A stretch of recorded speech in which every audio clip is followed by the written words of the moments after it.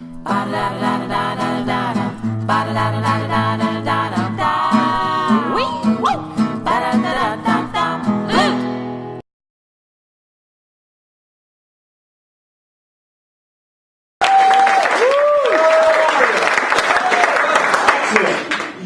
challenge, your fear, you said, was being unprepared, right? Yes. Okay. So what we had you do was we gave you a challenge, but we gave it to you in code.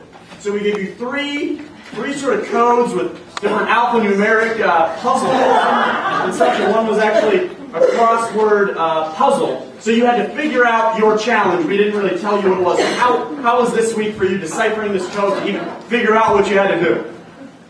It took a little while, but in the end, I managed to crack the code, and I think I know exactly what I'm supposed to do tonight. Okay, great. Would you like to share that with us now, or shall we let you get it rolling? You know what? I can just start. Okay, great. Audience, are you ready?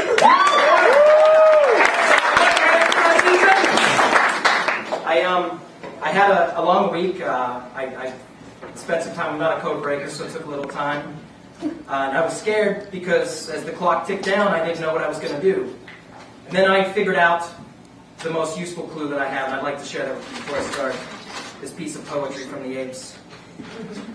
Hello there, Scott. There's no reason to cry when all of your pudding is covered in snapcracker doodles. I like to put all of the pencils to the test by asking them their favorite shit color. If they say brown, then they pass, and continue to the free donkey. If they say no, then their Pittsburgher is fattened by 3 hectares.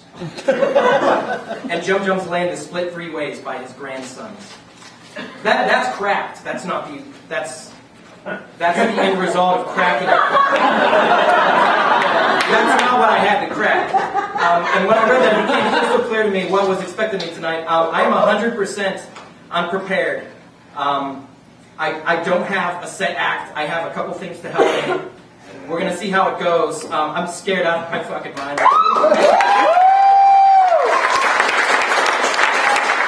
And my fellow contestants, to bring something to throw in a box. I don't know what's in there. Maybe it'll help. Maybe it will make things 10 times worse. There are a couple of karaoke songs that I don't know the words to, or some of them I've never even heard. They're up there in case we need them. I'm going to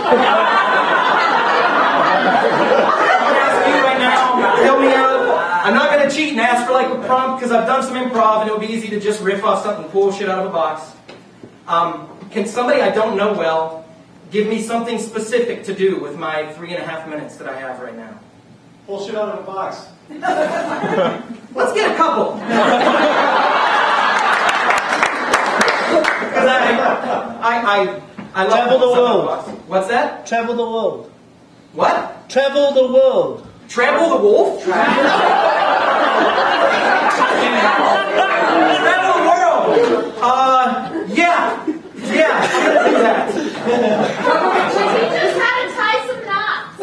I'll do that as I travel the world. I'll travel the world and teach someone exercise. Now we're getting into my deeper fear. I'm going to go with travel the world and if I can find a way to work, what was tie some knots? Exercise. All right, thanks.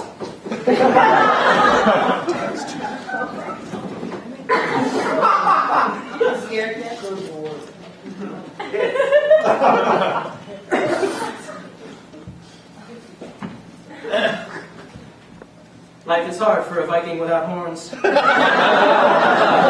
so I traveled from my homeland, searching for a place where I would be more accepted, with my boxing monkey, Keith.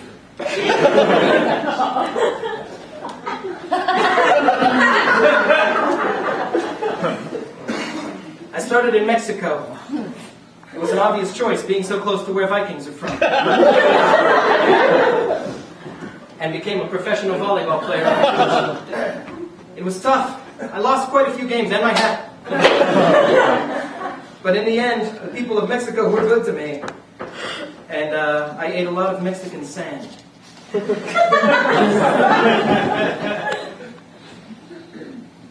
went to a few other places.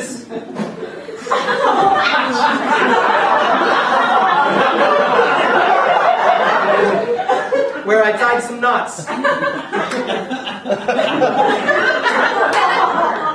Can somebody give me a number between 1 and 7? 4. You hit 6? I'd like to tell you about the rest of my trip in a song that I wrote.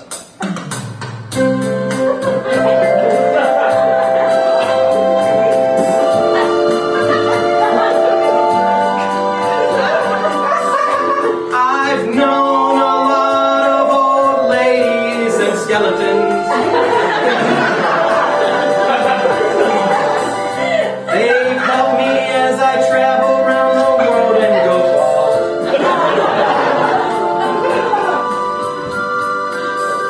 I've been around the equator a dozen times. It wasn't that exciting, it was mostly water. I went to an Amish village and I churned some fucking butter.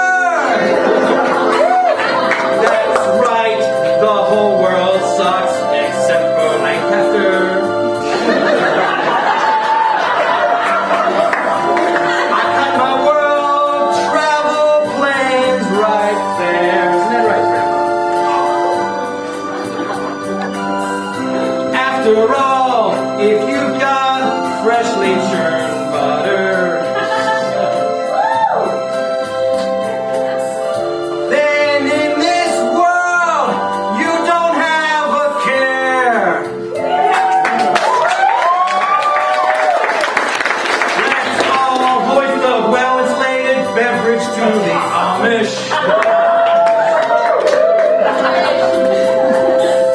They raised some barns and sold some quilts.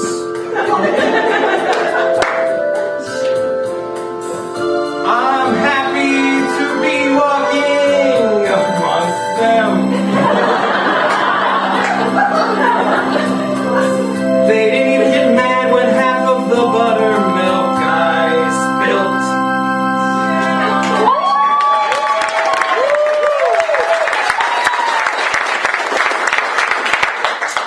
And when I returned, full of the knowledge of the world, I went back to my job as a maid at a Super 8. Fulfilled. Thank you.